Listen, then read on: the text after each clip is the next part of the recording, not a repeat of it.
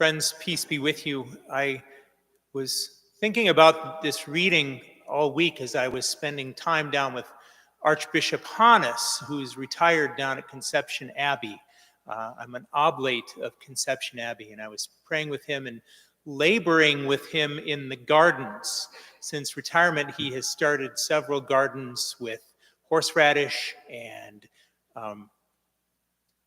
tomatoes. He loves tomatoes. He loves growing zucchini and all kinds of different things. So I was weeding pretty much all week with him, and then putting some stuff down to prevent the weeds. And so I kept focusing on this idea of come to Jesus, all you who labor and are burdened. And I'll admit that tends to be where the focus of my homily is, that if we are labor, feel burdened.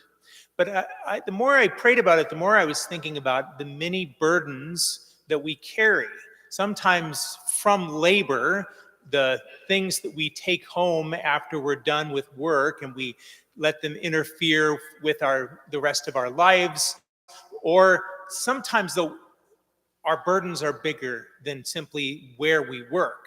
It can be family issues. I know one of the persistent burdens that people carry with them are family divisions.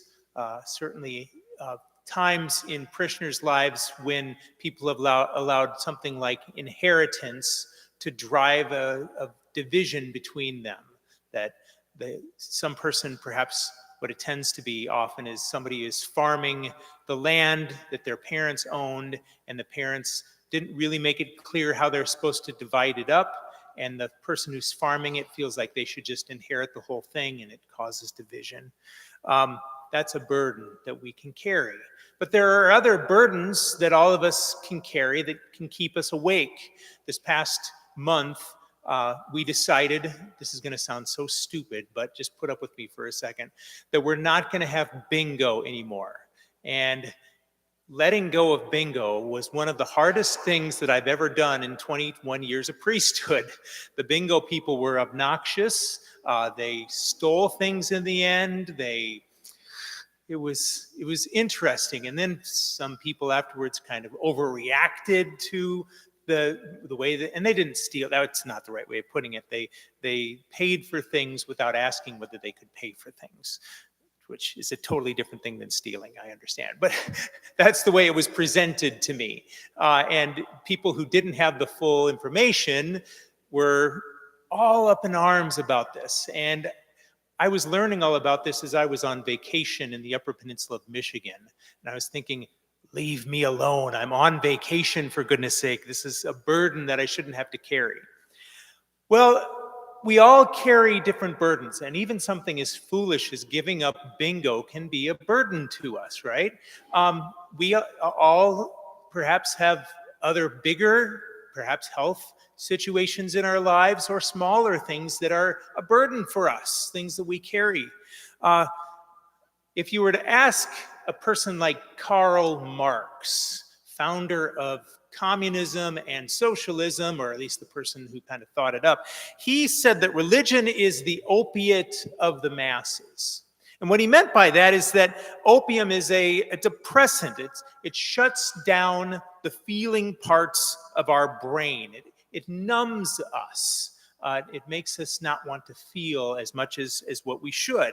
So what he was really saying about religion is people go to it, to weak people, to not have to feel the burdens that they carry, these burdens that Jesus is talking about.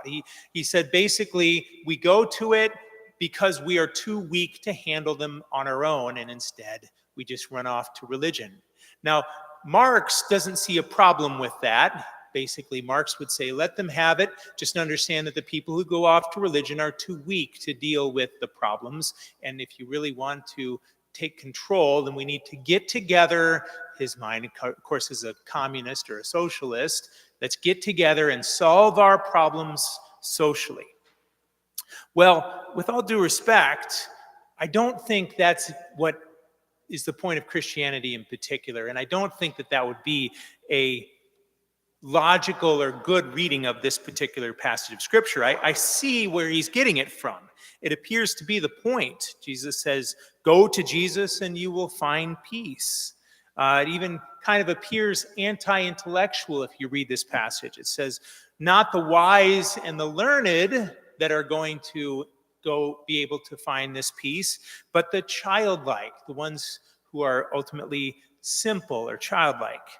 Now, it is true, I think, sometimes that the wise and the learned overthink things, and it is sometimes easier to have a childlike faith, but I think this gospel is much more challenging than that simplistic read.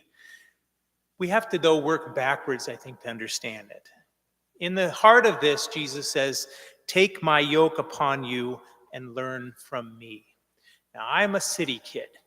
I grew up about a block in the city limits of Marshalltown, Iowa. But like I said before, I have been assigned to 22 parishes, and the majority of them have been rural.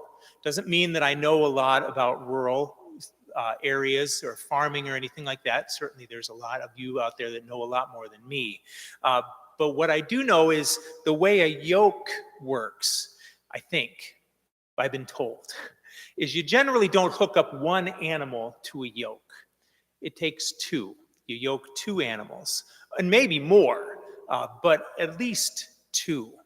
And so if we work backwards, take my yoke upon you and learn from me, Jesus is inviting us then to share a yoke with him, because a yoke involves two people, Jesus and us.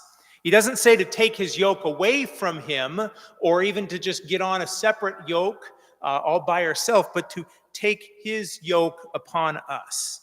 He's not absent in this whole thing. He is instead teaching us the meaning of suffering. Christianity doesn't numb us to the suffering. It's the world that wants to constantly numb us from the suffering. When you think about it, it trains us to avoid suffering, to run away from it. Instead, the first thing when you enter into a church, Catholic church, is you see Jesus on the cross, the very image of suffering. And then he says, now take that yoke upon you. It's not that though we have to do it by ourselves. We can't outthink it. That's why Jesus says it's the wise and the learned that don't always get the gospel, but the childlike, because they know you can't avoid it. That simple message that we can't avoid it or muscle through it or power through it. We just share that yoke with Jesus. And he may not take our burdens away. There have been times when Jesus at least takes them away with a miraculous healing. But what we can know is that our burdens are going to be lighter if we can share that yoke, all of those burdens with Jesus himself.